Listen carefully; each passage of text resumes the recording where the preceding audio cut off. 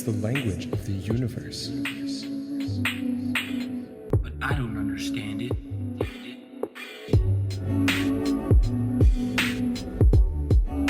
Hello, once again, everybody, and welcome back to another episode of the Math and Physics Podcast. I'm your host, Parker. And I'm Ray, and we welcome you back to episode number 81, where today we are going to be talking about you.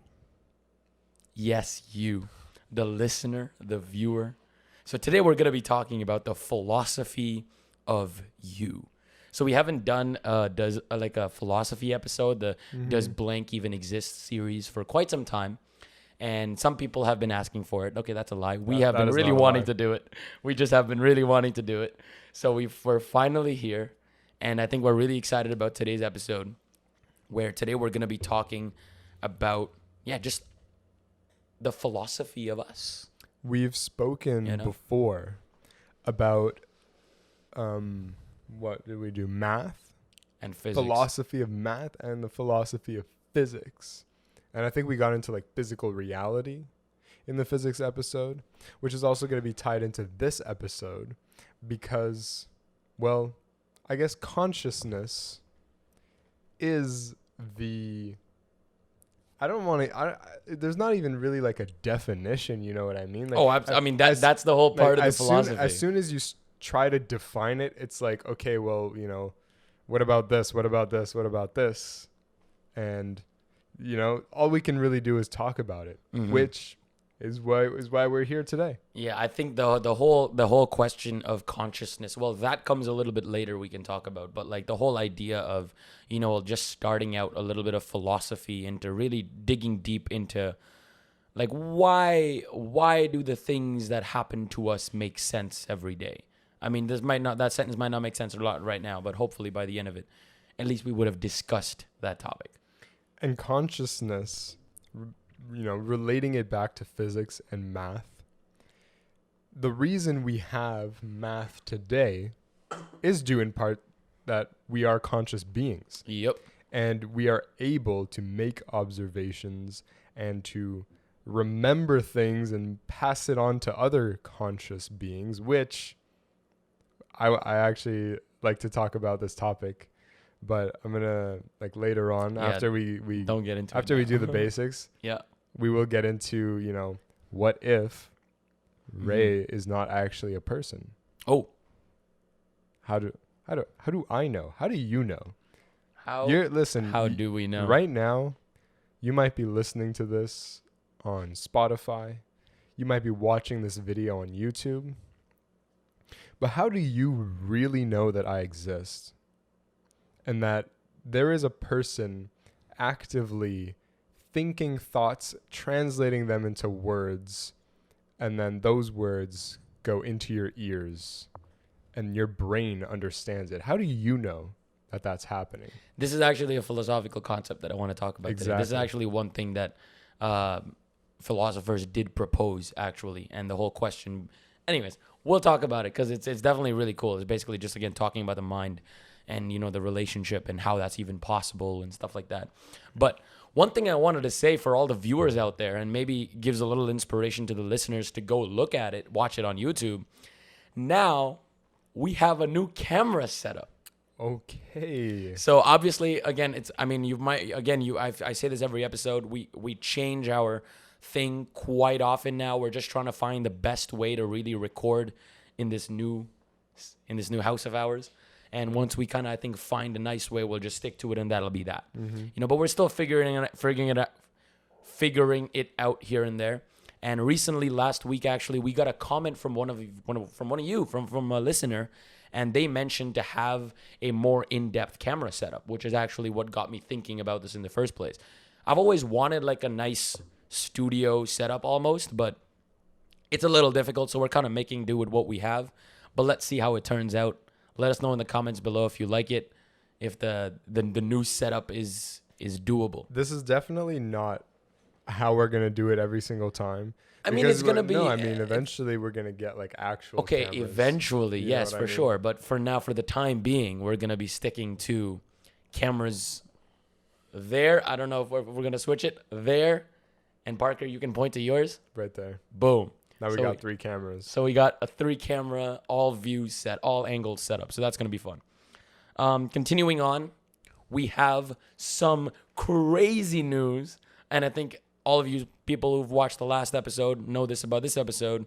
We've officially hit 15,000 followers on Spotify. And now, at the time of this recording, 15,220 something followers on Spotify. We hit it sometime in the beginning of the week. I believe we made a story about it. We didn't go all posty about it on Instagram, but we did hit 15. So again, thank you to everyone who continues to follow us on Spotify. And if you are listening to this on Spotify, well, go follow us. And then go on YouTube. Go check it out. Because, we're putting a lot of efforts now, especially even much more into the videos especially. So go check it out. It will mean a lot. And yeah, that's that. About it. Anything I'm forgetting? Comment of the week is what you're forgetting. The comment of the week. The comment of the week, as usual. You know what to do. It's so simple. You might be wondering to yourself, how do I become the comment of the week? Just comment. Simply open up your browser. Go onto youtube.com, Math and Physics Podcast. Click on, this week's video if you want to be next week's comment of the week, and leave a comment. And this week's comment of the week is by Self-Taught Dancer. Wow. Again, don't believe that's his name, but we're going to continue with that. And they say, you are so amazing. Thank you so much for your podcast, because I've been looking for a physics podcast to watch, and this is by far the best one I've ever found. So I've been binge listening to all your podcasts on Spotify. Thank you so much for your great comments. Thank you, Self-Taught Dancer. If you are self-taught, that is impressive. That is impressive. That's a good one. That's a good one. That's a good one. Basically, if you do enjoy this podcast, make sure to let us know. We have an Instagram at math.physics.podcast. You can also send us an email. We do sometimes try to answer emails. We do. So you can send us one, math.physics.podcast@gmail.com. And surprisingly, a lot of people don't know that we post these videos on YouTube for some reason, even though we say it every single episode. But if you want to see a recorded video version of this podcast, make sure to go on YouTube and watch it there. One thing though, before we continue, and this is a big one. What's the advantage to commenting for future comments, Parker? Why don't you tell our listeners why they should strongly comment on this particular episode? Basically, this week we are partnered with World Scientific. They are providing us with 10 different math/physics books to actually give away to our listeners. And these are all like books, like not textbooks, so not like, you know what I mean? Like it's not a studying thing. It's more of like an enjoyment of the craft. And the books are actually really nice. The best part about it is, World Scientific itself is an organization that basically publishes a lot of research papers. They publish a lot of research books, a lot of scientific books, hence the name. And luckily we have the ability to basically pass along these phenomenal books to our listeners. And I believe for the next round, so for the very first round that we're going to do, the first giveaway, whoever basically wins the comment of the week, now this will be completely random, literally completely random. And whoever does happen to win the comment of the week, we will be sending them a book. Yeah, there is a caveat though. Whoa. There's a small caveat with what type of book you will be receiving. Right now, again, we don't exactly have, distribution set up all over the world, so it's only shipping to limited countries and stuff like that. So if you are outside of America or Canada, it is going to be like an electronic book that you would be receiving. But I mean, regardless, it's still a really cool book. This week's book is on quantum mechanics, and I believe it does give a good insight into that. We have the book as well. We're going to be giving it a read later on this week. So I encourage you guys to comment on this particular episode to basically go and win the book for next week, hopefully. Yeah, and we are going to be, like, every week is a different book. And so we're going to be putting in the description of this video, like, the title, the author, and all that stuff. Every single book is going to be, obviously, an interesting book. You know what I mean? Of course. Because we personally also would like to read these books. So we've actually not read them, but actually are almost reading them simultaneously with the books that we're giving out. So kind of we are getting the books and we're able to give them out kind of thing, if you can understand the deal with it. So that's basically what's happening. And we're super interested in as well. So everything that we're giving out are things that we're interested in too. So if you like the podcast and if you like us, hopefully you're going to like what we're also interested in. All right. I think that makes sense. So the book we're actually giving away this episode is called Adventures in Quantumland. Oh. We haven't read the book yet. In Quantumland. We actually just Yes. received an ebook version of this book, and so we're gonna give it a read as well. And yeah, I think it's a nice twist on the classic story. So I want to see what it's going to entail. for sure. Because again, I think it just gives you information without really giving you the rigor, which is a lot of point of these books, right? And if you're just interested in physics, then and don't really want to do it quite yet, books are a lovely way to do it. Boom. So why not? All right. We'll probably figure out a better way than the comment of the week. Maybe this week we're gonna stick with that, but for the future we might do something else. But for now, just comment on this particular episode on YouTube because it's just easier to filter. I know people send us emails and all, and they're lovely, but it's just easier to filter, especially if we're doing a giveaway like this, just on YouTube, like a random comment picker. So we'll just take that and boom, that's the winner. There you go. And yeah, we'll let you guys know next week if we decide to change up the giveaway. Maybe we'll do something on Instagram. Yeah, we'll definitely keep you guys updated on what the whole situation is, but don't worry about that. Anyways, we've just been talking so much. This is a podcast after all. No, but we've been talking about, you know what I mean. You know what I'm trying to say. Let's get into the Let's actual podcast. Get into the actual podcast. So today we were talking about the philosophy of you, right? So do we even exist? Quite literally is the title for today's episode. So one thing I wanted to start with is a famous mind-body problem.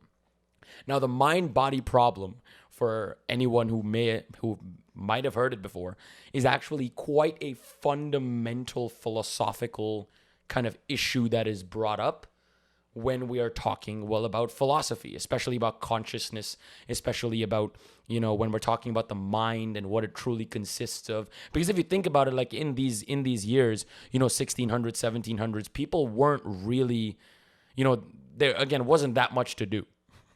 There's a lot of thinking going on. You know what I'm trying to say? So there was a lot of thinking that was actually going on.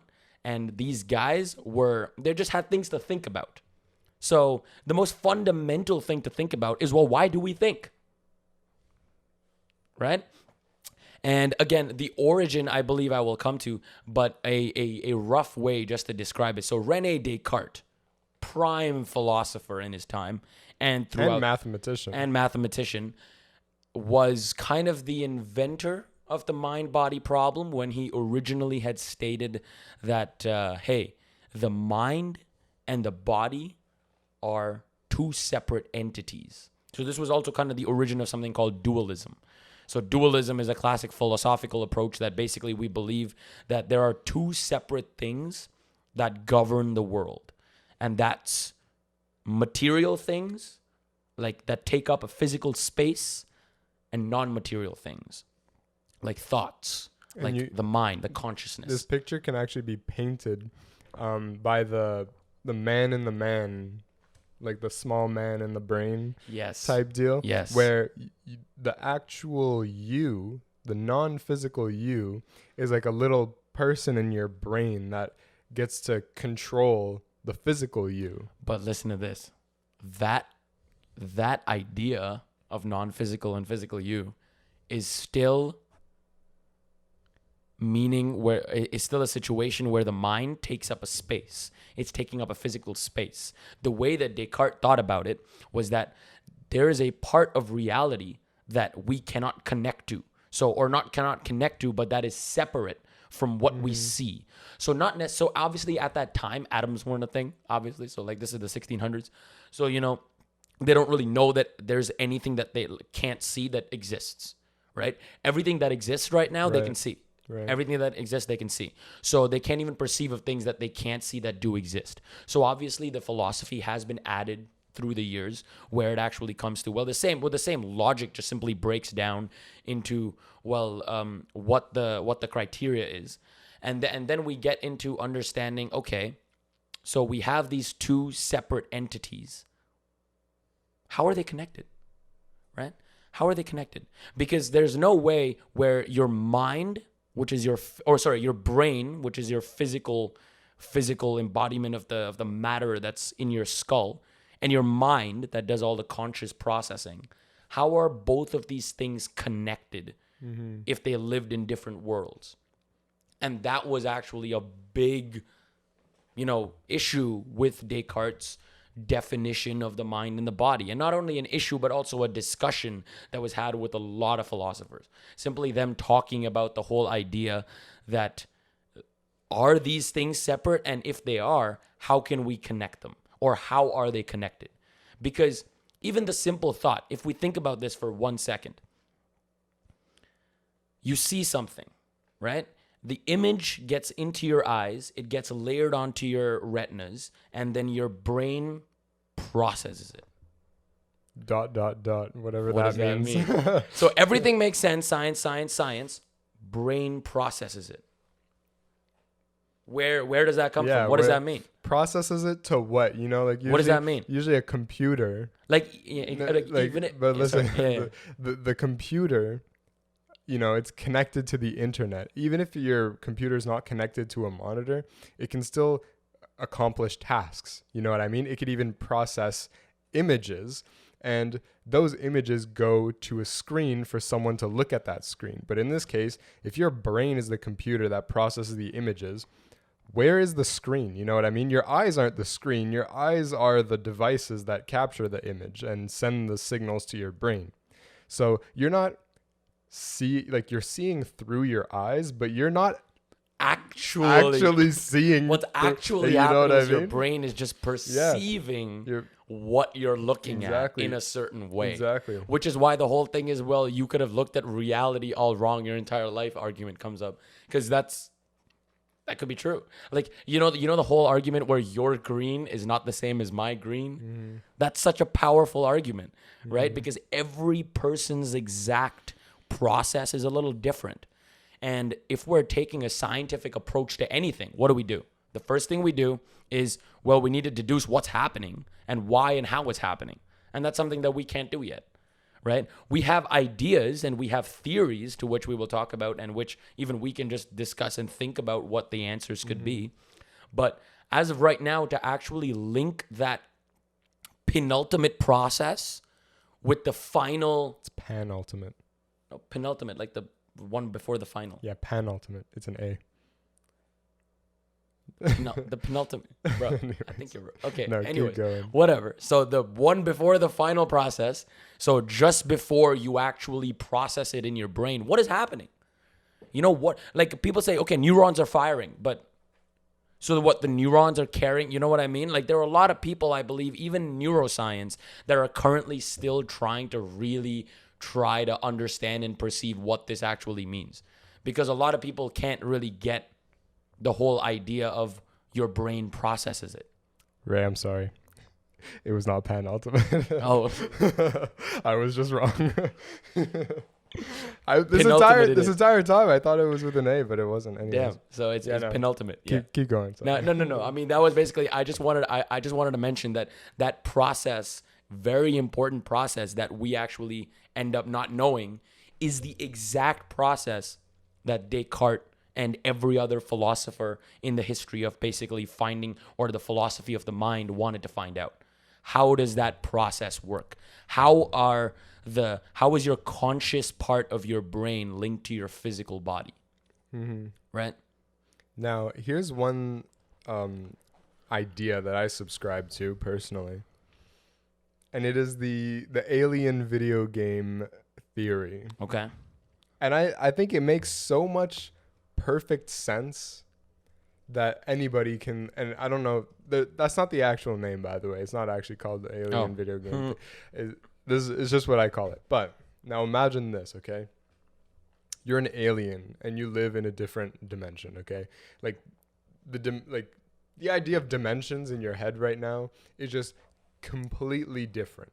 Reality is just not the same, okay? And you go to this like arcade, this alien arcade, and this was actually kind of like a bit in Rick and Morty, but you go to this like arcade, you're an alien, and there's this game where you put on like the VR helmet thing, and it's just the game of life. You know what I mean?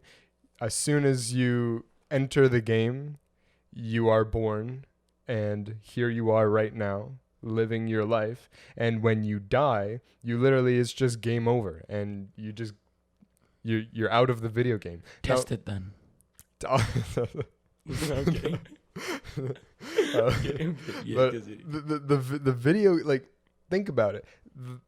The reality, physical reality as we know it, is just this like alien computer processing what you see. And it makes so much sense. We talked about this in simulation theory, the episode we did on simulation theory, how there are limited distances you can travel. You know, you can't travel half a Planck length. You know what I mean? That gives some sort of a resolution to the universe. Why is that? You know what I mean? And then you have things like Heisenberg uncertainty principle, which can actually tie into like processing power, where you can't know everything at once because it would take like too much bandwidth. And so to compromise that, you just, everything is, you know what I mean, right? I know what you mean, but like, right? It's such a... And listen, this is just... I know what you mean, but you said you clearly mentioned that you subscribe to this theory. No, I do. Know. Like, why? For sure. What do you mean? I mean, it's a valid... I mean, it's... What do you mean? It explains like, the whole consciousness thing. You are like another being in another dimension, and you're literally just spawned in this like virtual... So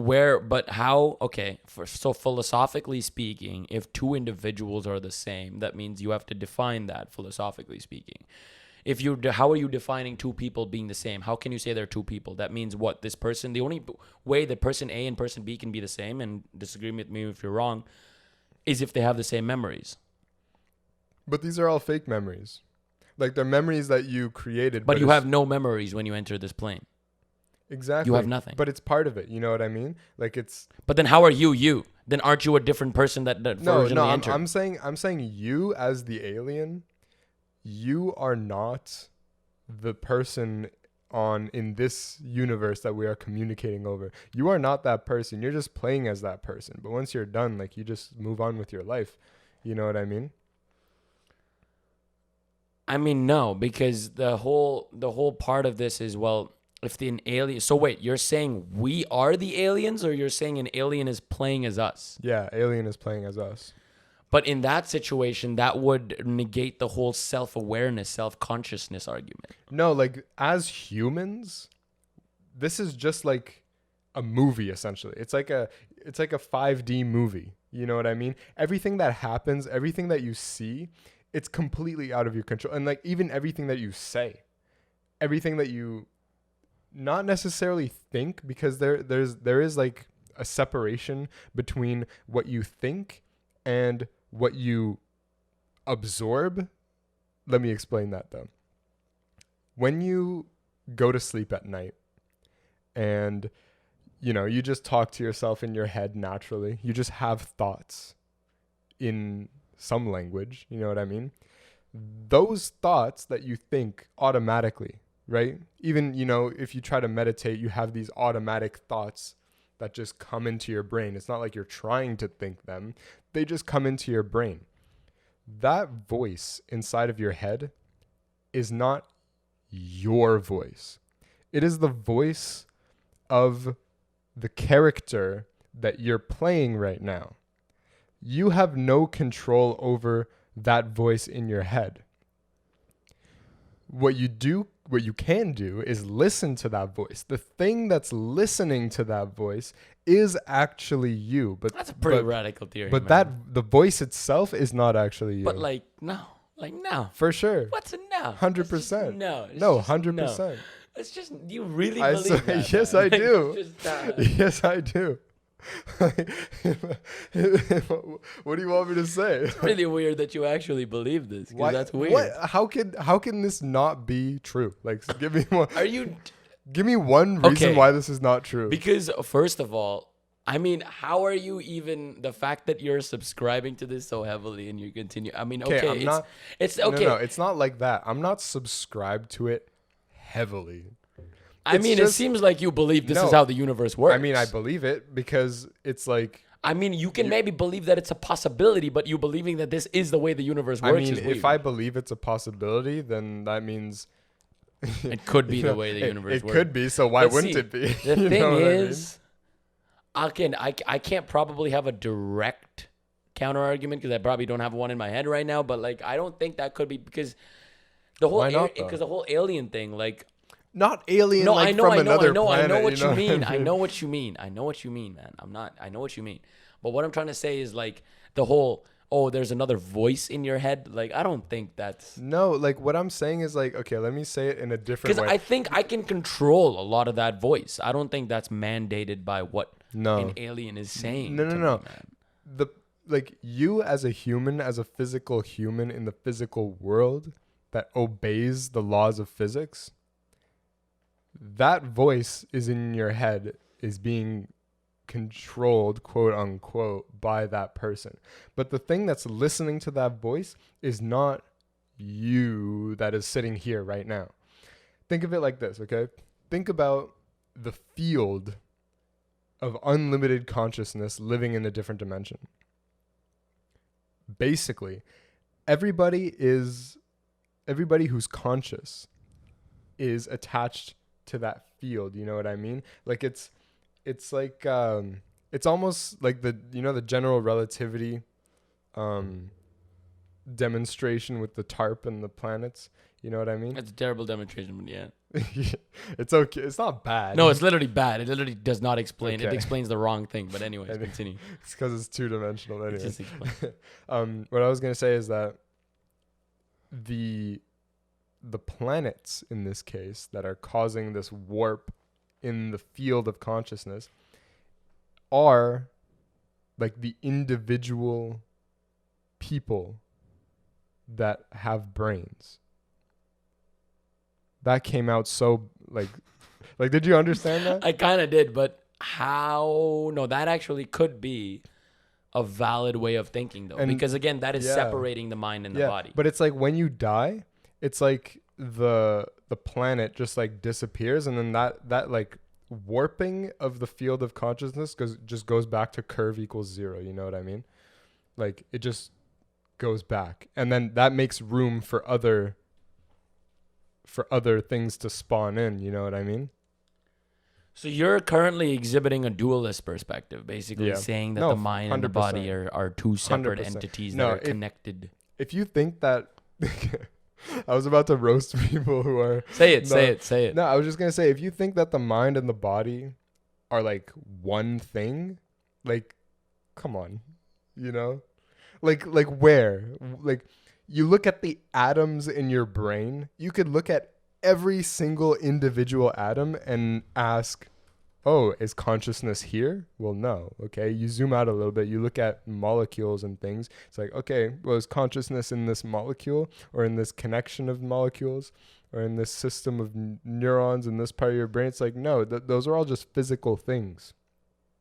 Consciousness is somewhere else. There's something in the brain that, links them to, like, there's a bridge somewhere in there, but consciousness isn't actually there. It's not just like floating around in between your atoms. So you're basically defining consciousness as this external thing. Yeah. Almost. Yeah. That's an interesting way to think about it. So you're saying So you're basically saying as humans evolved, what we started to tap more and more into this field of consciousness?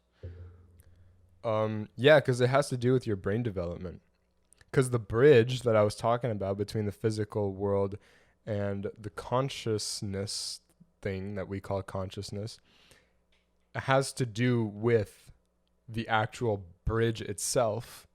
And as your brain gets, bigger or whatever, more complex, then the bridge becomes, you can't really talk about this kind of stuff because this has to do with biology that we haven't discovered yet. You know, there's what definitely I a mean? lot of that. I mean, not maybe discovered. I don't even know if we will. Maybe I don't know. I mean, if Maybe. I mean, if you just put it into perspective, though, about the things that we didn't know 200 years ago versus now, it's kind of like, okay, maybe we'll figure it out. see the big thing with I was thinking with them being different things. How would you explain? I mean, I guess you could, but I'm thinking about the idea of memories, right? Memories can be almost what defines you to be you. And I actually want to talk about this for a quick second. Actually, let's talk about this and then we'll go into that. How do you explain memory? So if the conscious being and your physical are two separate things, how would you explain the fact that we make memories? Well, those are just like experiences, as in like sensory stimulations. You know what I mean? So let's say there was a memorable event in your life. You can remember what it looked like, what it felt like to be there, maybe what it smelled like. If you ate something that was really good, you can remember what it tastes like. Every time you get a sensory experience, those are all just electric signals. Once the thing is converted in your head, what gets relayed to your brain is an electric signal. That kind of stuff just gets stored in your subconscious brain. You know what I mean? How do you define subconscious? I don't know. If conscious is this I'm just trying to give arguments against dualism, basically, against what could be the fact that, because remember, all of these right now are theories. Even dualism right now is just a thought. I mean, nothing is really set in stone because we're just imagining what it could possibly be. But they're just ways to think about, well, if it's not this, well, could this be possible? Right? Because the whole, I mean, there are a lot of fundamental arguments against it as well, but they have been improving, obviously, over the years. This is the 1600s, right? So I'm assuming people on both sides have become smarter, right? Yeah. So it probably did advance to where it is right now, and we're still questioning a lot of these things. But there are some important things to learn, and the best way to learn them is Brilliant. Brilliant.org.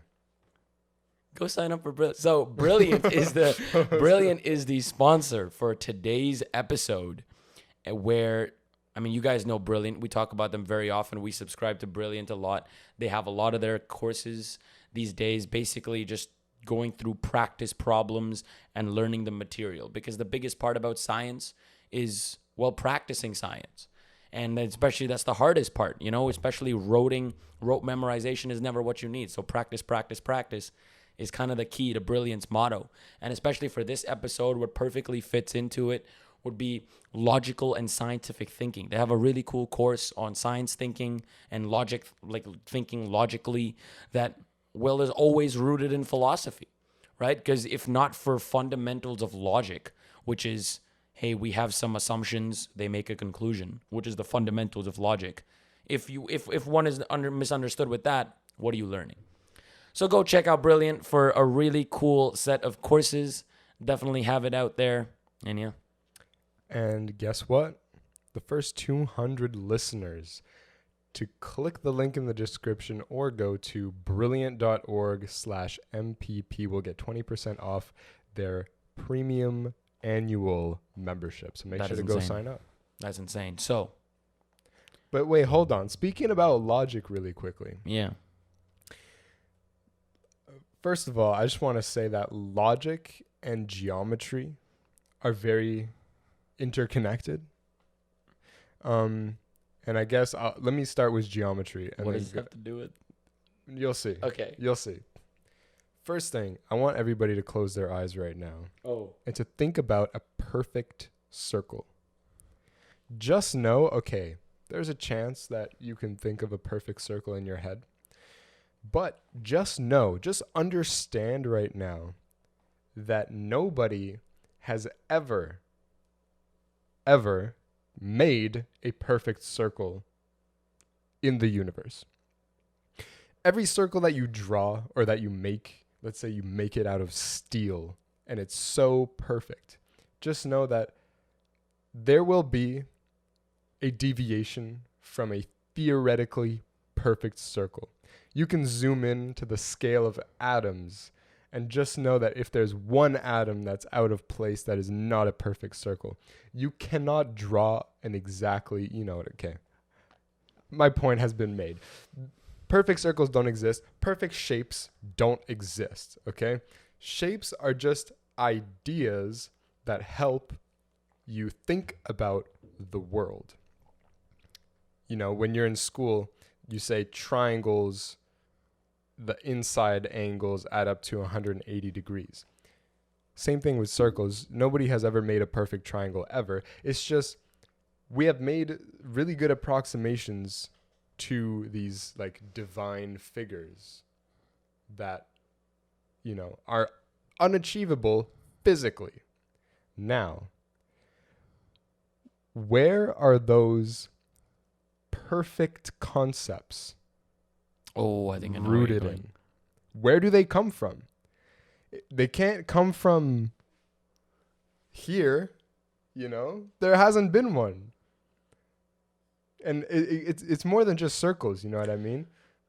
But your argument kind of roots on a fundamental thing where you're like, okay, for something to be real, you have to be able to physically conceive it. That's not necessarily true.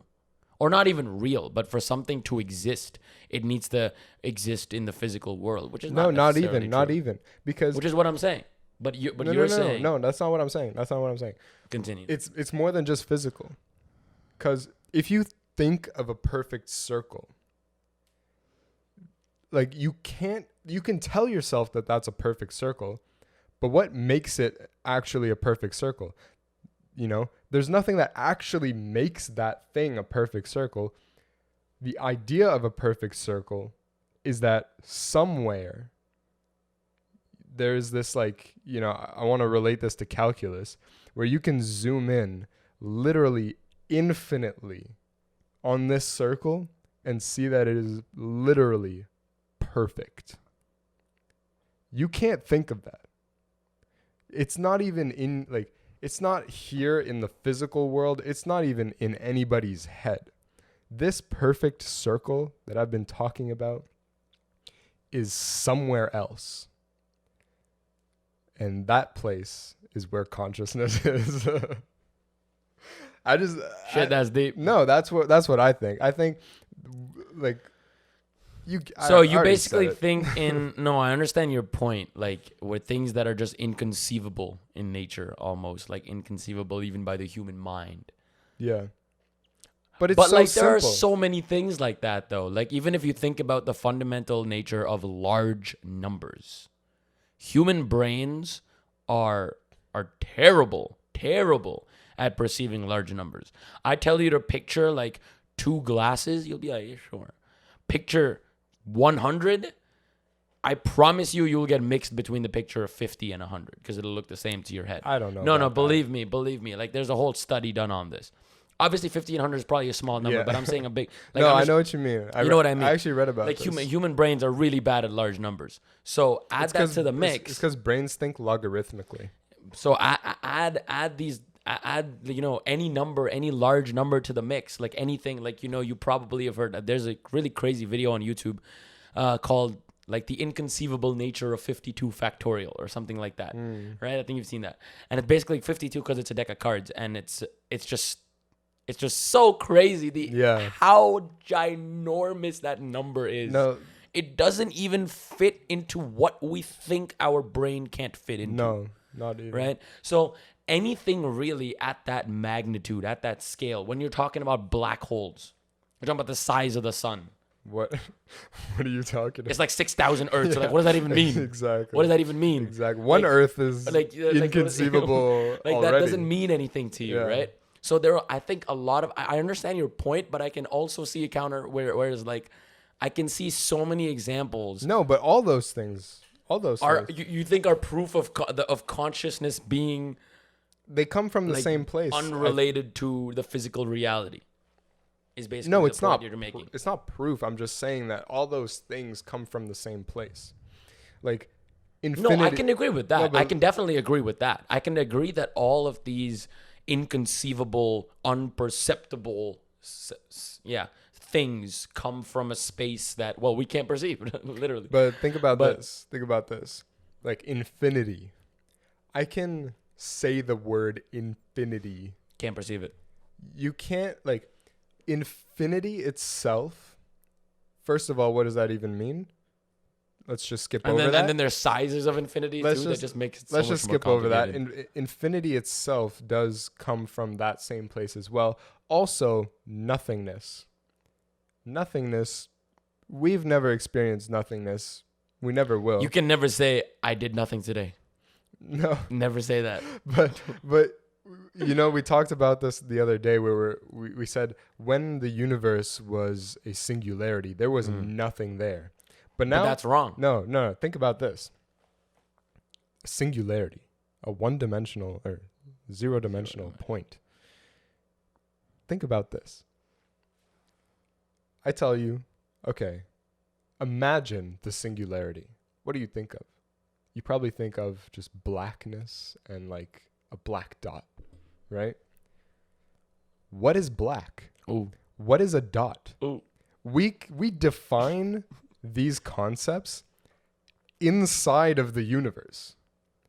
Now, I'm asking you to think about the universe when it was a singularity from an outside perspective. You can't even What start. is outside? Can't even start that. What is, you can't even think of nothingness because nothingness would be absent of even the thought of how to describe it.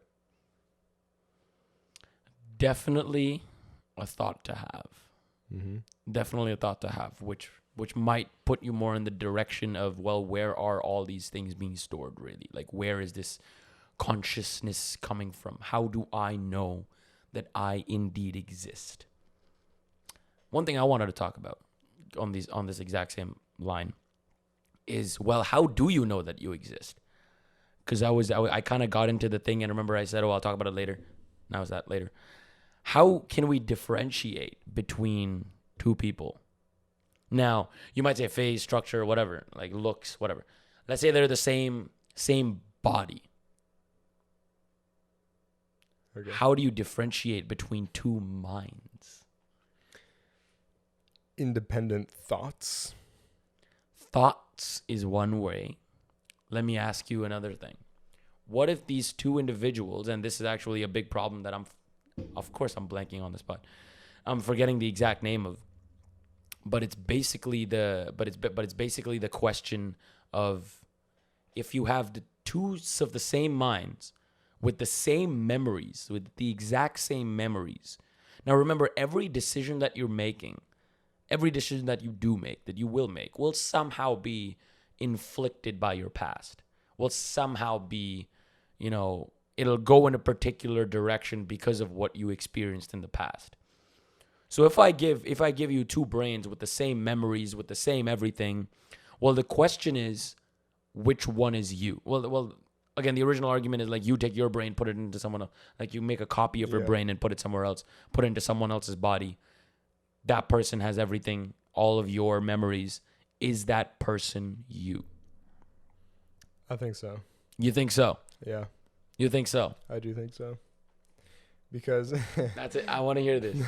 Okay, so what if you cut your hand off and you cut someone else's hand off and you like sew it back onto your arm? and you can use it. Mm. You know what I mean? I know this argument. Exactly. Okay, continue the argument. Okay, then you just keep replacing body parts. And then Until the question. Okay, now this is crazy. Because that just depends on how you define you. Well, I guess my problem can also be kind of broken down to that. But in this particular situation that you were talking about, it depends on how you define you. So if you define you as the physical atoms in your body, well then 8 years later, you're no longer you. Exactly. Yeah, that's what I was gonna say. Because we literally make new atoms 7-8 years, something like that. We completely make new atoms, right? So does that mean we're no longer us? No, we're still us, but so it kind of depends on you how you define you. So that it's the same question where it's man, I'm blanking on all these things. It's like a ship thing.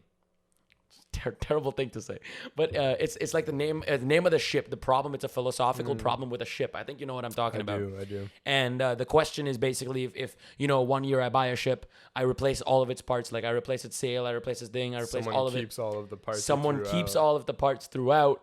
You have a new ship. Which one is your ship? Again, depends on how you define you. How you define the ship. How you define the ship, exactly. So in that case, I think that problem can be taken away with how you define the ship.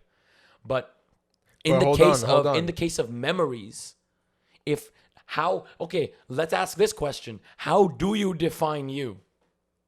How I define me? Do you define yourself? That means, remember when you said, yes, I believe that person will be the same as me? That means, do you believe that the only characteristic for you and someone else to be the same person is your memories? Is what you said, basically. No. Okay, so then you do not believe that would be you. Now tell me why. No, well, there's more than just that. Okay, let me hear it. Okay, so... okay. Well, this is a little bit... There's a Kurzgesagt video on this. It's called The Egg. Oh, of course. Of course. I believe in that because...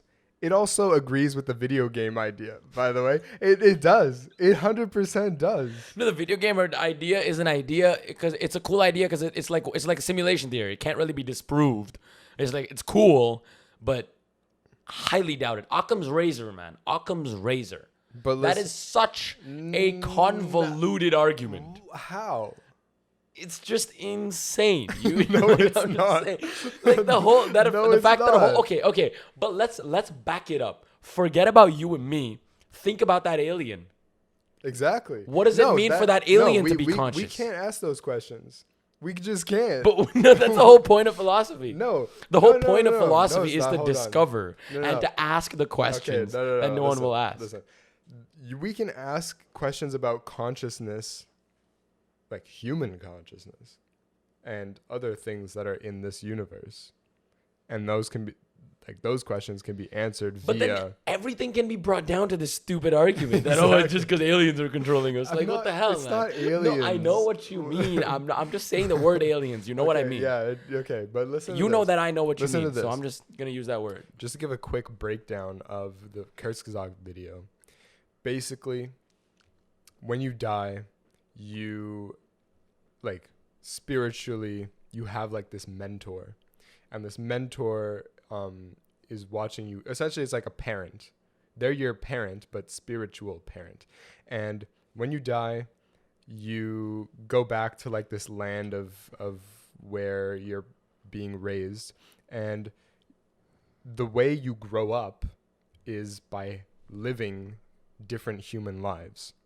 And once you've experienced every single human life that there is and ever has had to be lived, if that's even how you say it, once you experience everybody's life from the beginning of time all the way to the end of time, then you become like the next generation of mentors that will mentor another person, another spirit that will then come in and live everybody's life.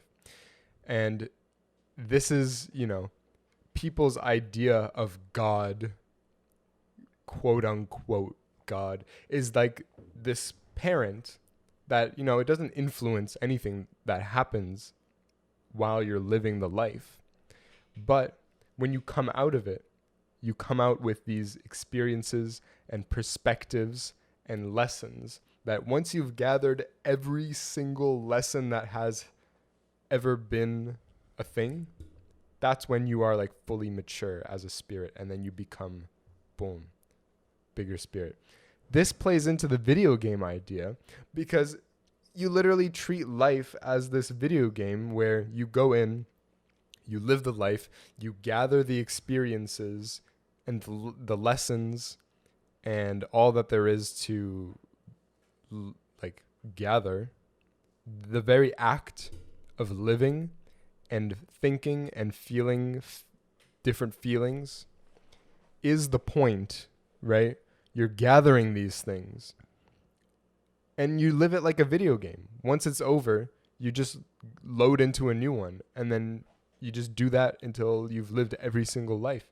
And they didn't explicitly state this in the original video, but this could also be thought as, you know, being beyond just humans. Like you live as every conscious thing ever, like animals. What do you think about that? Do you think animals are conscious? Okay, no, that's a separate story. But I wanted to continue on what you were talking about with the whole continuing on the alien thing. Yeah. Like or like, you know, some other conscious is controlling us. Yeah. So then the problem with that, how do we know even that? So how do I, if an alien's controlling me right now, how do I know that you're real? Are you real? You don't. No, exactly. This is the point of the entire episode. No, because we just circled. No, we did. We did. Okay. Because in this alien theory, everybody around you is not real. Like, I could shoot you. Maybe I shouldn't say this on a podcast. Goes missing tomorrow. No, okay.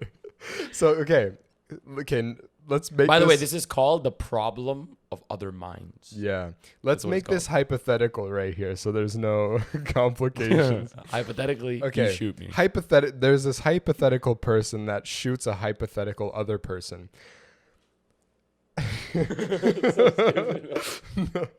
Okay, here's the idea. How does the first person know that the second person was ever even alive? What if they're just robots? What if what if the hypothetical person is the only actual conscious person in the entire universe and everybody else is just autopilot? I can't disprove that. You can't disprove that. What about when that person dies? No, listen to this. What about this? The person that is listening to this podcast right now, that's right. Your name is Matthew, and you're listening to this podcast. No. Ray and I are not real. We're just saying words that we can't even understand right now. But you are the only conscious person in this entire universe. I guess it kind of sucks for you because, you know, you're kind of alone here. Okay, that's one way to think about it. Let's not dwell too much on this particular theory because I think it's so interesting. It's interesting, but it's so ridiculous. Interesting. How is this ridiculous? It's not okay. You're automatically conscious because you look like me? Because you have eyes? No, it's I think therefore I am. It's the classic. I'm conscious because I know I'm conscious. Okay, I'm self-aware. I know I'm conscious. So that means you are conscious. That means all of us are conscious. Okay, hold on. Quiet down and listen to this. By the way that we kind of went against like defining how we are. The I think therefore I am argument is almost fundamental in how we root ourselves into how do we define ourselves. But listen. So do you disagree with that particular argument as well? I agree, but it only applies to myself. What if you can say, oh, I think therefore I am. But animals can't, probably. Because they're not self-aware. It's about being self-aware. It's not about the act of saying it. It's just the act of thinking. See, because the whole root the whole root of logic here is, hey, if we are able to be conscious, what does it mean for someone to be intelligent, to be able to be conscious and to use that consciousness? So not only are we conscious, but for example, you can say a dog is conscious, you can say a cat is conscious, but are they okay, I don't know about maybe domesticated animals, but I'm talking about but are they self-conscious? I'm talking about me and alien. I'm talking about mainly humans right now. Again, animals are just brought up as an example. So you're saying we can train animals into consciousness? No, wait, you don't think animals are conscious? I do. Yeah, exactly. But you're saying domestic animals are different. No, I say, because there has to be a difference in level of thinking between them and us, and we have a much deeper understanding of our own consciousness than they do. Because look at what we have done. Have dogs made the pyramid? What does that have anything to do with consciousness? What do you mean? Because I'm talking about they don't have opposable thumbs. No, but when we're talking about, but why? Evolution, right? Like what have they done in their particular tract versus what we have done in ours? That's not their fault, though. It's not fault. It's about where evolution has taken us. That doesn't mean they're not No, I'm not saying developed. they're not, but I'm saying they're not as evolved. Oh, no, not evolved. They're not as advanced. So I'm saying what's differentiating. That's exactly what I'm saying. So what I'm saying is what's differentiating us is this level of barrier of difference in consciousness. But there's something that's differentiating us in basic consciousness. Hold on. No. Your definition of being more conscious is based on physical accomplishments. Well, accomplishments is one way to think about it, but do you not agree that we are more intelligent than dogs? How do you know? I mean, what do you define? Science, though. We actually... Okay. So actually, interestingly enough, consciousness has been defined scientifically. Wow. So the scientific version is actually a number of neurons passing by a second or something. Wow. A frequency of neurons that are actually occurring. And that's kind of the scientific version of Are we number one? Yeah, so which is why I believe we have the dolphins? fastest things. Again, I don't know this whole story, but I just read this somewhere that there's a definition, neuroscience, neurologically speaking, which is a rate of processes, like how fast we can think. And the fact that we can think. So I just bog all of this down to the I think, therefore I am argument when you're discussing how do you know that everyone isn't conscious. Because the fact that we can think, or the fact that we can even debate of our consciousness should mean that we are conscious. Wait, coming back to that point, how do you know that I'm just spitting out words, moving my mouth, and I have no idea what I'm saying right now? How do you know that? I don't know that, but you know that. Exactly. You know exactly. That. You know that. I know that. I know I'm conscious. I don't know you're conscious, but you know that you're conscious. No, there you go. That's the whole thing. You could just be pointing at yourself, pointing at me, saying, "I know that I'm conscious," but how do I know that you know that you're conscious? I don't. No, but that's what I'm saying. Well, there you you don't go. know what I know, of course. Well, there you that's go. There you go. That's a fundamental obvious. That's what I was saying. Well, that's obvious because obviously you you don't know what I would know. It's the same way. That means it's the same way when you say, "Hey, you're going through a breakup." Oh, I know what you're feeling. No, you don't. No one knows what you're feeling. Okay, but no one knows exactly what you're feeling. That's what I'm trying to say. No, but that proves that it. everyone itself, I'm not saying they're not different. I'm not saying everyone doesn't think for themselves. I do agree with the basic fact that, yes, I cannot prove logically that you are conscious. I cannot prove that.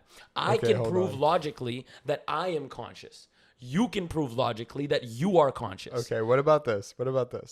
Let's say we make a human, a baby, okay? And we lock it in a room as soon as it's born.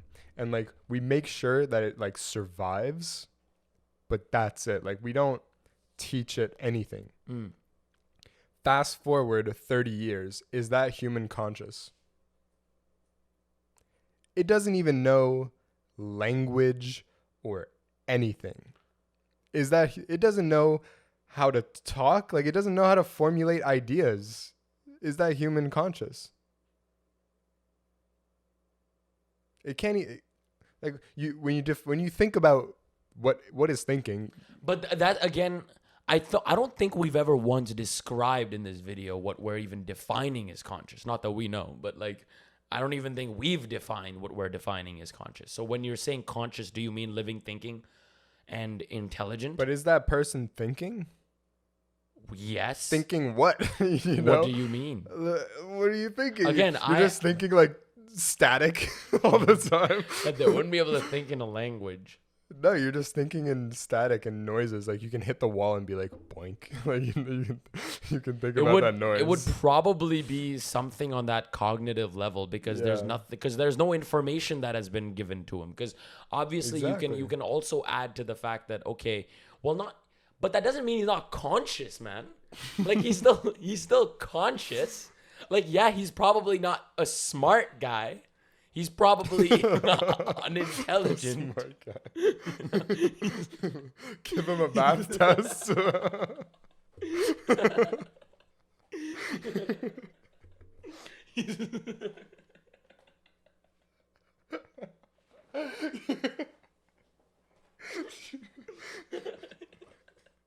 He's probably, what I was trying to say, he's probably uneducated, but that doesn't mean that he's not conscious.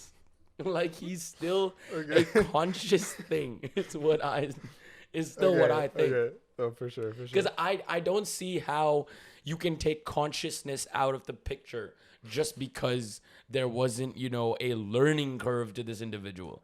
Like, so what? Conscious just means that you're there. You have the ability to do it, but you can't. I have a new scenario. Let's hear it. What if you, okay, what about this? Do you think that like babies are conscious? Yes. Just even though they're not forming they're memories? still thinking. Okay. They're still forming memories. It's just that their brains can't remember it. Okay, now this.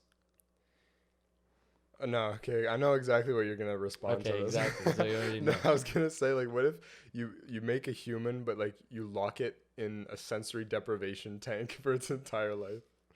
I mean, again, you already know what I'm going to say. Yeah, it's the same. It's the same response because consciousness, I don't think, is defined in that particular direction. And that's why, I mean, this whole episode is really about how do we define ourselves in this world? How do we define the fact that we are here, we are living? Like, we are clearly conscious, but what does that mean? Right? Is it clear, though? I mean, I think we're pretty clearly conscious, man. I think we're pretty clearly conscious. Does being conscious imply free will? Or do you think that, like, right now the universe is just like a video that's just being replayed over and over again? That was a good question. Does consciousness entail free will? And I think at the root of it, it should. I don't think so. I think the idea that you can, I think therefore I am. So you think there's some governing thing? I think there's a chance. No, not a governing thing. But I think I don't really care what the answer is, but here's a thought, right? Everything that's happening to you, like, through your senses, every single one of your senses, is just kind of like Matrix style. Like, you're connected into the thing, and you're just absorbing whatever's coming at you. And the fact that you can process that information and think about it makes you conscious, but that doesn't mean that you can control any of it. It just comes to you. Yeah. I mean, you can always give the argument that, oh, it's free will, I can do whatever I want. Then you do something stupid, and then your friend's like, oh, maybe that was fate all along. So do you believe in something like destiny or like fate? Well, an interesting thought, actually. Because if you don't believe in free will, or you believe, so at some point free will breaks off. So why? Because of what you're saying, right? If you're saying that we're connected in this hypothetical scenario, like a matrix-like system, that we would not have free will. So if we're not free, if we do not have free will, that's actually interesting. Then I'm assuming you believe that life has a direction. Imagine free will is not even a thing. And the fact that That's what America do. no, but Okay. think about this: the fact that we're talking about free will. So in this hypothetical situation, free will does not exist whatsoever. So right now we're talking about free will, but it's not because we wanted to. It's just because that's what's happening. I think, But okay, no, I think hold there are a on. lot of continue, Hold but I on. think there are a lot of counter arguments to But this. think about this: But continue. mathematics and physics and astrophysics, all these interesting sciences, essentially discovered themselves because we had no say in it, and we are physical beings, which means that the rules that brought life together made it in a way that it discovered its own rules in this reverse process of we have no choice but to just explain it. And that's why we're here. Like, not here. But every decision you make, I mean, again, it's all it's all just things to think about. What But I'm every saying- decision you make is so fundamentally yours at some point. At least you feel like it. I mean, but that could be the whole thing. Or No, you're, yeah, or you're just exactly. meant to feel like the decisions that you're making are actually yours, but they're not. But again, that would negate a lot of the consciousness argument, because if you are conscious, I should believe free will entails directly from that. Here's an interesting thought, very interesting thought, and possibly a little bit enlightening. When you do something that you want to do, that is not by your free will. When you do something that you don't want to do, that's when you are using your free will. Ah, man, I don't like that way of thinking. I don't like that way of thinking at all. Because inside... I don't like the fact, I don't like to see that anything is fixed for me. And I don't think it is. No, but it's not fixed. I'm just saying, like, if you want to do something... No, but and if you do it? Okay. If you're saying we do not have free will, and there was an omnipotent being, I knew the wasn't future. talking about a being. No. There's no being. I'm not. No, I know. But I'm giving you an example. I'm saying you're saying that free will doesn't exist. So take an example of an omnipotent being. Why though? Can you listen to my Okay, example? Go ahead. Take an example of an omnipotent being who basically is omnipotent, right? See, they know everything, can see everything. Yeah. They know the future too. Okay. So you're saying your future is determined? Well, in this scenario, that's what you're saying. That's not what I'm saying. No, but what I'm trying to say is by saying that we don't have free will, you are indirectly saying that your future is determined for you. And you're indirectly basically believing in destiny, which is what I asked you in the first place. I mean, in the very first place, Yeah. I said that this was just an idea. Yeah, no, this is just an idea. It's I a don't cool- really care. You don't really care. I don't But care what the it's answer a cool is. idea, but again, I don't know. I just have very strong beliefs about this because I don't like the fact of even thinking of a situation, because see, we have come to a stage in our evolution. I mean, who even knows? Who knows where we're going to be in 500 million years? But we have come to a stage in our evolution where we are, I can't even say smart, because we're the only relative subjects to ourselves. So I can't even say we're Not smart. really. I mean, Animals. okay. If we're comparing ourselves to Oh, animals, we're freaking geniuses. I wanted to say something earlier, but dolphins, did you know that they literally like flap their tails in the mud in circles to raise the dust? And they do this around like packs of fish. And they do that they create like a cloud of dust around these fish.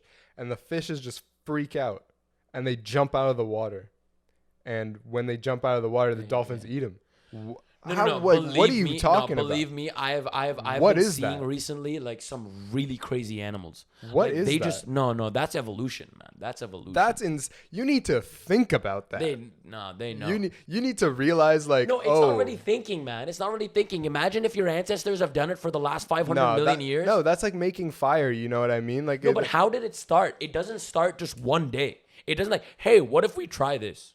exactly. They That's thought not how about works. it. But that's not, what I'm saying is not how it works. It probably started by, okay, let's try and get some fish with our tail. Okay, let's try and go With in our circles. tail, why? I don't know. I'm just trying to give an example. Let's try and get it from the bottom.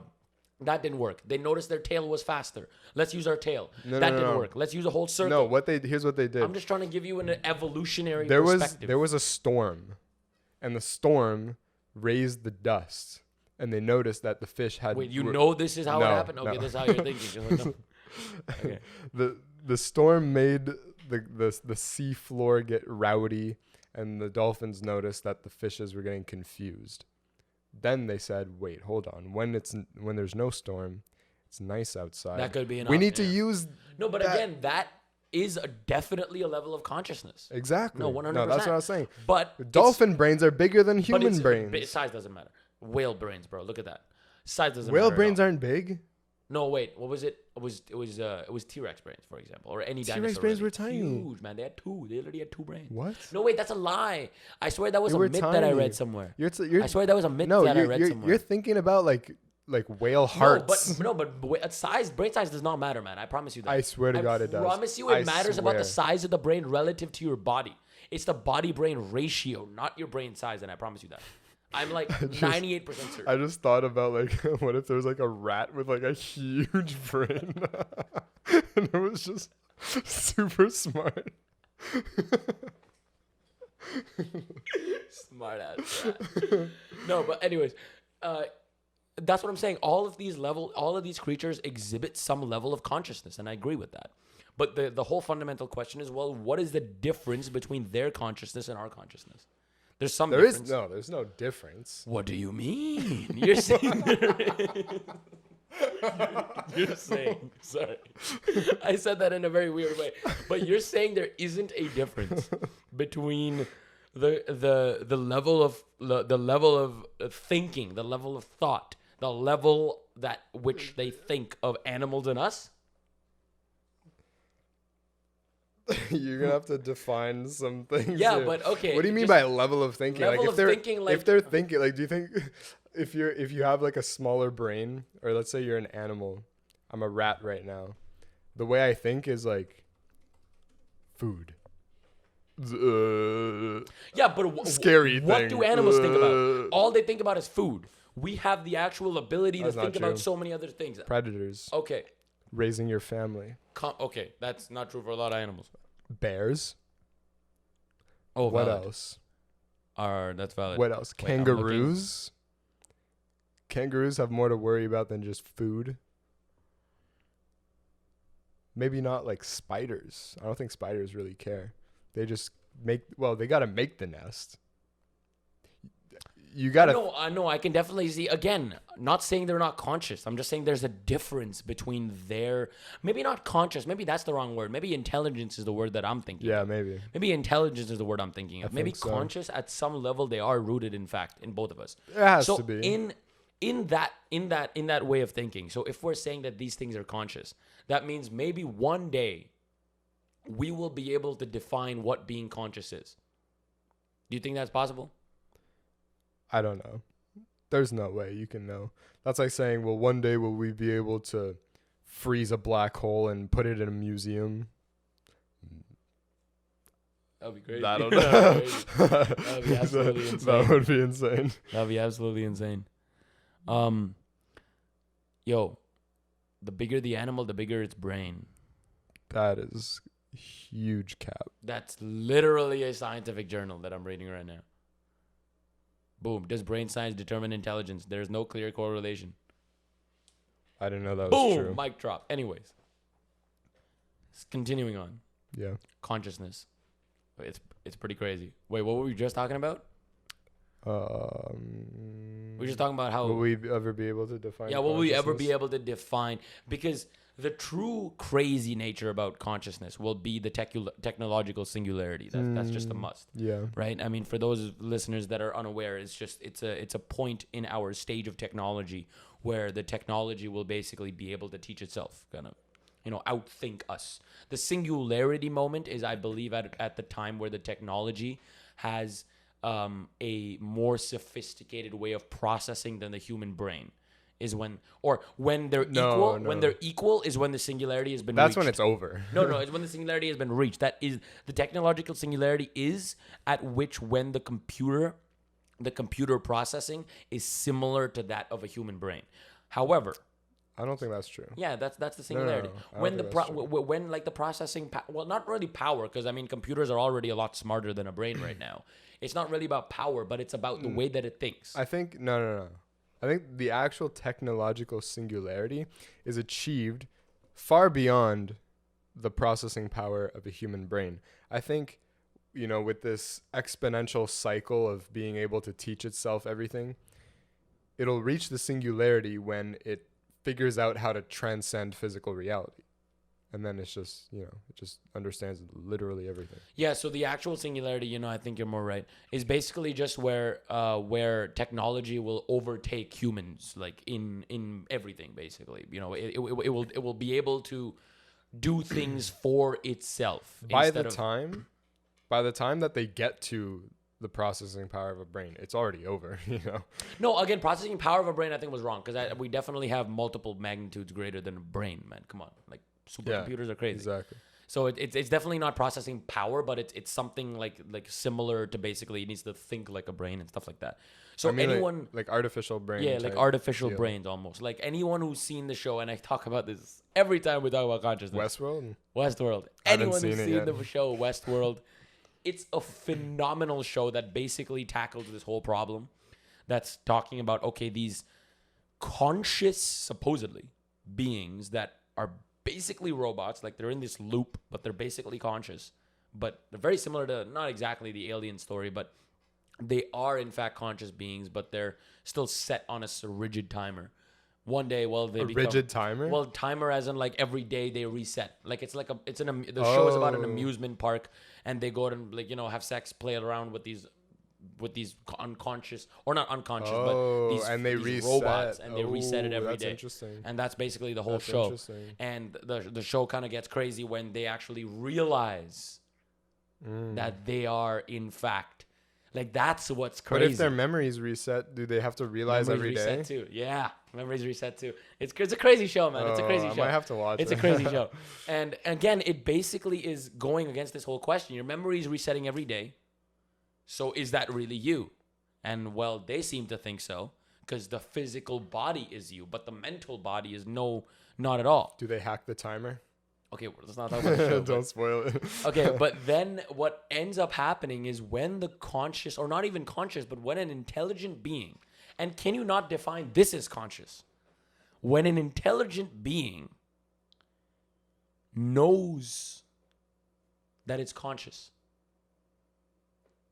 Is that consciousness? is that not Are conscious? you putting consciousness in your definition of consciousness? Yes, I am, because that's how convoluted it is. Because I'm just trying to think about when we become self-aware of our situation, of where we become self-conscious. Self-conscious is like a big part of our level of consciousness. The fact that we know we're conscious, is a big part of our consciousness. So would that, because in the show, again, I'm just thinking about the show now, that's how they defined as them being more powerful. Like they overtook, like stuff happened when they had this realization. So can we make the deduction that knowing that you're conscious, so self-consciousness means you're conscious? Is that a valid thing to think about, you think? I guess, but self-conscious is more rigid than consciousness. Oh, for sure, because self-consciousness depends on consciousness, of course. It's a very, very rigid definition. So no, the answer is no. Definition. The answer is no, because if self-consciousness depends on consciousness, then you become conscious before self-conscious. No, for sure. For sure. Yeah. But, Exactly. Oh, no, you're right. Yeah, exactly. Yeah. You're right. Yeah. It's like saying You're you're continuous versus differentiable. You have to be differentiable before continuous or something like that. No, you're right. Differentiable is more rigorous. Okay, I don't know why you brought this example in, but You gotta tie it to math. No, of course. You gotta bring it back to math. No, a little okay, bit. no. Wait, hold on. Let me say this right. Yeah, Say this right. Being differentiable is more rigid than continuous. Yes, because it implies. Because it implies being continuous, which means if you want to be differentiable, you have to be continuous first, and then you can be differentiable. There's more rules to follow. That's insane. No, wait, because I was actually that's valid. Because again, self-awareness, like aware that you're conscious, is a very important part of our consciousness. So no, that's actually right. That's not a valid way to define. Maybe that's not a valid way to define it, But no, but that wouldn't know. maybe- That means Maybe they don't come at the same time because of babies. Babies are conscious but not self-conscious. Yeah, There's you're right. no way babies are No way. self-conscious. you're right. There's no way. You're right. No chance. You're right. Oh, and they actually did an experiment on this.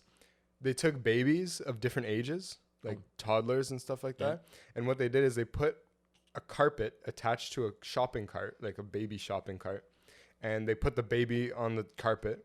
And then the mom was standing in front of the shopping cart. And the mom was like telling the baby to come forward.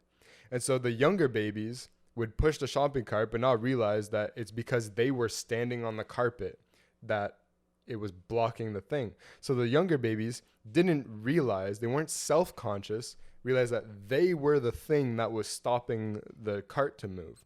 And then the older babies looked at like themselves and said, oh, I am the reason that the cart isn't moving. And they stepped off of the carpet or like moved the carpet and then pushed it. That is super cool. I know. That is Really super cool. Really cool. So wait, that actually would mean. Yeah, exactly. Oh shoot. Yeah. Damn. Yeah. That was a cool realization we just had on the episode. Exactly. That's really cool. That means self-consciousness is in fact the more advanced. So conscious is more of the primitive thing that. So maybe that again. I don't know if we can know this. Are animals self-conscious? I guess we wouldn't know. No, for sure. They are For sure. 100%. Yeah. 100%. 100%. I don't have an example off the Yeah, top of my head. I guess we can't really think about it, but I guess we But can 100%. say. Yeah, guess- because dogs feel bad when they do things, when they knock something Valid. over. No, that's true. They That's knock true. something over, they feel bad. That's true. You can There's see it in their face. There's definitely a little bit Yeah. of that. We were also talking about right before we started this about how consciousness depended or the universe existing itself depended Yeah. on some Yeah. conscious being It does. being a part of it. I want to hear your take on It that. does. Okay. I don't know if I've said this before on the podcast, but remove your eyes and your ears and your nose and all your senses. If you remove all your senses, your perception of what is real comes from your senses. So look at anything right now. There are photons bouncing off of that Wait, did you say thing. take all your senses out? Yeah. Okay. No, but put them back in. Okay. Now, look at something. There are photons coming into your eyes. And you're just processing that information and going, okay, that is a white fridge. But now, remove the aspect of processing the image. Okay? And this action of processing is related to being conscious and thinking about the white fridge. That makes sense. Remove the processing and just think about the photons, the atoms that make up your eye, and the fridge, and the atoms that make up the fridge. It is just blackness out there. Not even blackness. It is just nothingness.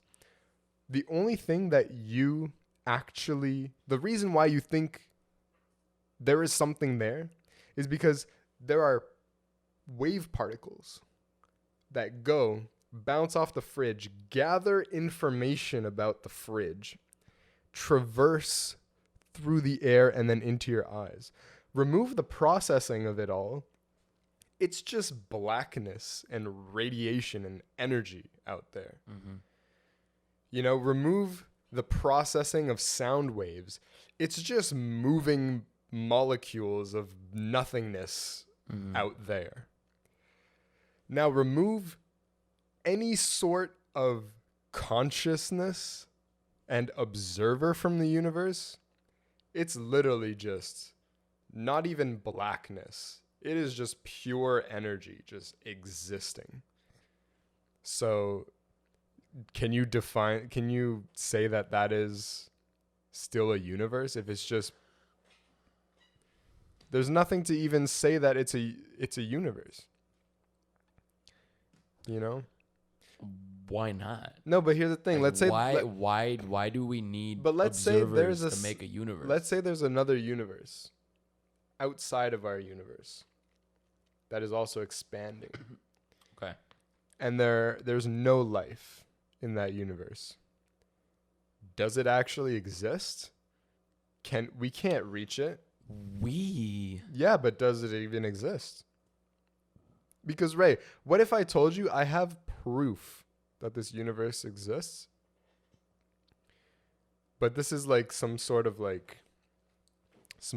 But we won't be able to know. That doesn't mean it is impossible okay, no, to what about know. this? What about this?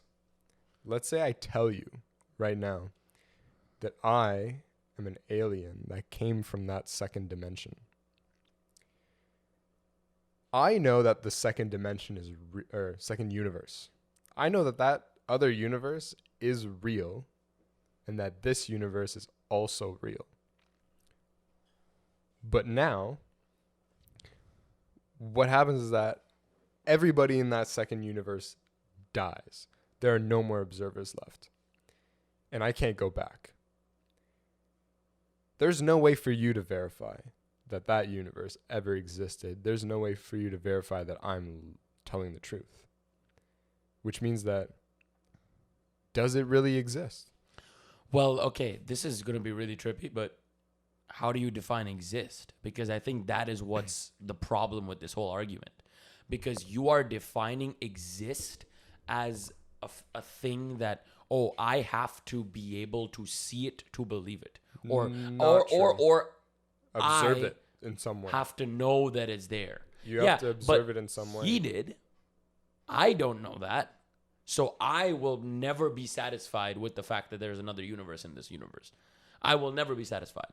But he will live his whole life knowing that that is true. So to ask yourself, well, does it exist? Is, well, how do you define exist? Does it mean exist? That means someone has been there. Do you mean exist that someone has observed it? Do you mean exist as someone will observe it? Here's what I mean. As soon as everybody dies in that other universe, the universe ceases to exist. And here's why. Because if it does not cease to exist, that literally means that everything exists. Everything.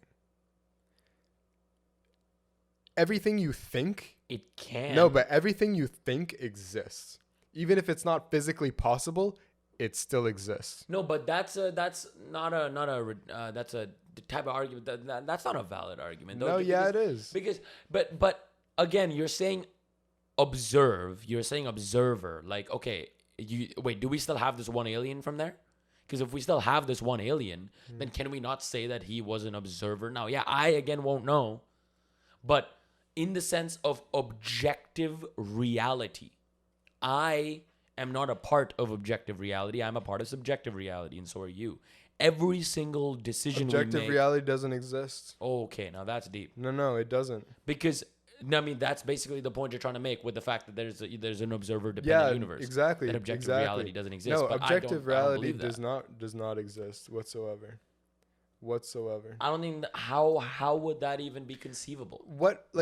From what frame? You yeah, know but what that's I mean? what I'm saying. Just because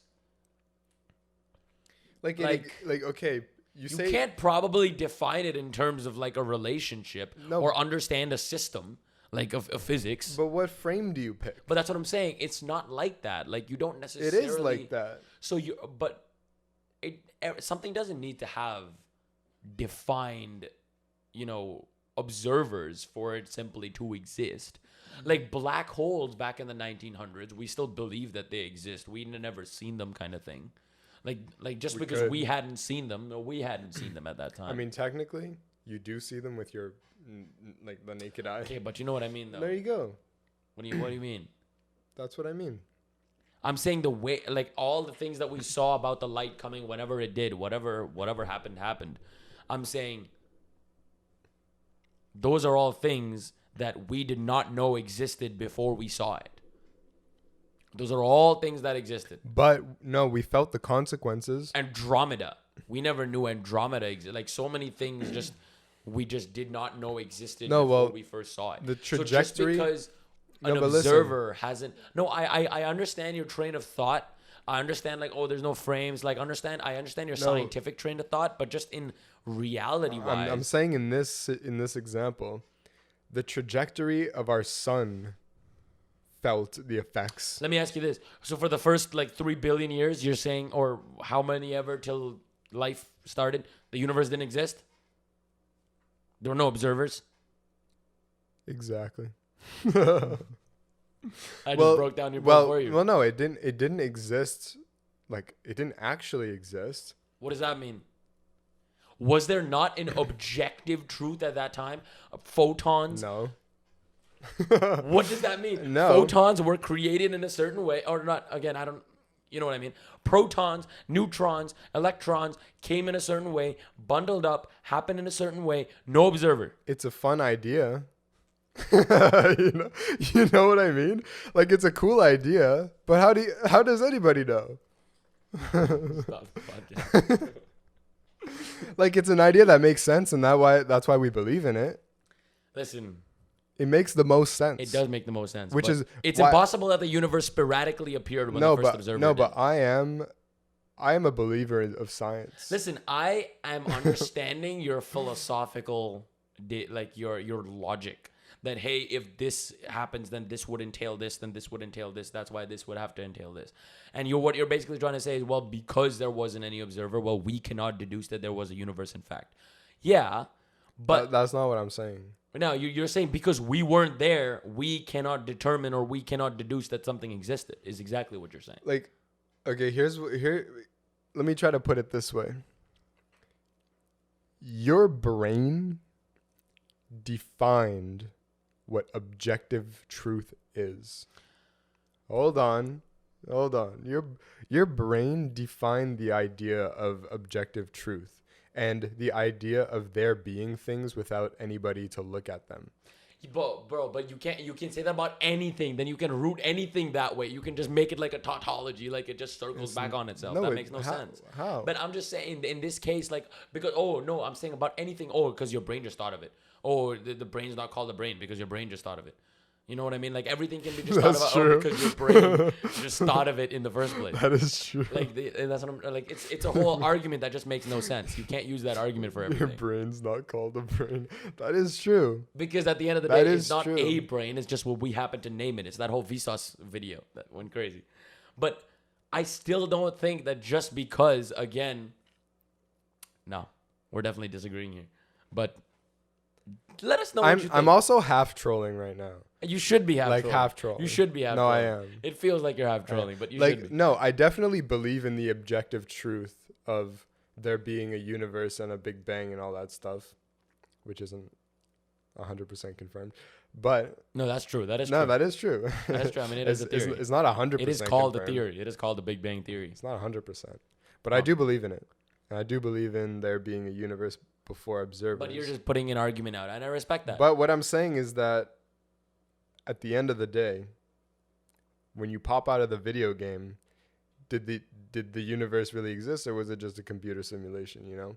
And therefore, if it is just a computer simulation, then there was no need for, you know what I mean? Like, when you solve a differential equation and you have the boundary conditions, it doesn't matter what happens before or after. You're just worried about, okay, you plug in the initial conditions and here's your function. Like, that's how the universe works. You just, whenever I spawned into my body, the initial conditions were put in, and then it just plays out until it's over. Valid.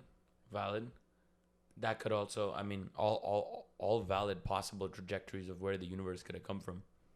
Still believe there was something there, though. Which Probably. at least we're agreeing with that now. It's like you have a system that is in equilibrium, and then at t equals 0, you release one of the forces, and something happens. But you're not worried about what happened before t equals 0. You know, like, so many problems are posed as there's a mass on an inclined plane. What happens, like, what is the acceleration after time starts, you know? But, like, how did the block get there? You know what I mean? If you dropped it onto the plane, then there was some sort of there's something that happened some before. time, some physics, of course. But you're of not course, worried that about you're what not worried happens about. before. You're just looking at, well, this perfect system. I start time. There you go, and then I analyze it. I mean, that's definitely a deeper, but a different way to think about where it could have started, more dependent on the observer itself, which again, technically, in a logical standpoint, you are right. You can't really say no to that. You can't really disprove it, right? Because logically speaking, yeah, it all, like, you can't, it's the famous theory that we love to talk about, last Thursdayism. Like, logically, you can't really say anything against the fact that the universe started last Thursday. That is true. So there's so many just convoluted theories that you definitely can put up, especially when we are talking about the philosophy of oneself. But that's it. Yeah, I guess that is it. I think we covered a good base today. Just had a very erratic conversation. Just kept going places. But I think we covered good ground in talking about, well, what makes us us? What makes us special? 100%. What makes you, you? Do you think you exist? Maybe you don't. Well, if you do, then that means you do exist. Is that the conclusion we came to? Yeah, that So, is there you go. So if you answer that question at all, now you know. That's the one. That's now the you one. know. Okay. If you enjoyed listening to this episode of the Math and Physics podcast, which I hope we injected a little bit of physics and math in there at some we point. kind of were talking about science a little bit. It was primarily a philosophy episode, and I think a lot of our philosophy episodes in the future are also going to be sticking to primarily philosophy. Yeah. Because philosophy is science, man. I think everyone knows this. Like, it shouldn't be reiterated, but philosophy is the fundamental root of science. Mm-hmm. Scientists started out as philosophers. That's how it started. Yeah. Like, that's how it always started. Like, that's just how it has been. That's how it will be. Because at the end of it, when you're in your scientific journey, what you're really doing is, again, you're just digging, asking questions. You're just asking questions. And what is asking questions if not philosophy? There you go. Right? Right. Yeah. So if you enjoyed this episode, make sure to follow the podcast on Spotify. Let's put it out there. 20K by January 1st. I don't know. Maybe. I don't have any expectations. I'm just saying it. I just said a couple of words. A couple of noises came out of my mouth. That would be that's all I'm saying. Nice. So make sure to hit that follow button. Yep. Make sure to go on YouTube and subscribe. Maybe leave a like. Wow. We don't even do YouTube subscribers. I swear we're like 1.9. 1.85. 1.85. So we're nearing 2,000 subscribers.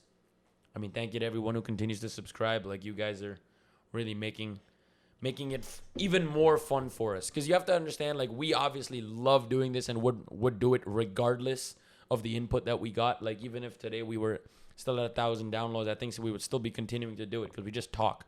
We love to talk to each other. And it's just talking science. So the only thing that you guys really do is just help us get motivated for the next episode every week. You know, like those insightful comments, those amazing comments, we love to read them. Sometimes we don't respond to a lot of them or to all of them. We read every single one. Read every single one. It's just that sometimes we read them. We're doing something, we're in the middle, so we just sometimes don't necessarily respond. But we're always reading them, so keep them coming. And obviously on this episode, leave your comment down below on YouTube to enter for Adventures in Quantumland. I mean, it's a book you're getting for free, basically, and it's a really cool book. And it's about quantum mechanics. And we're going to be reading it too. So literally, if you get it at the same time and you want to talk about the book to us, that can be done. 100%. You know? So we can figure something out there. Anything else we're forgetting? I think that's everything. Thank you for tuning in to episode number 81. This has been... I just said it. Episode number 81. I don't know what you say that for. And I'm your host, Parker. And I'm Ray. And we will see you soon. Bye, guys. See ya.